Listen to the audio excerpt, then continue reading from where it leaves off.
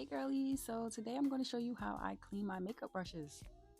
I like to grab a jar or a cup of your choice, fill it with some warm water, and then I like to take baking soda. Just put a dab of baking soda, and I feel like this helps my process so much more. Then I want to get some shampoo so that it's not too harsh on the brushes. And then I will be dipping my brushes in my jar of warm water and my soap baking soda concoction. I do like to wiggle my brushes around just a little to get it in there. And if you would look, the brushes are already looking better.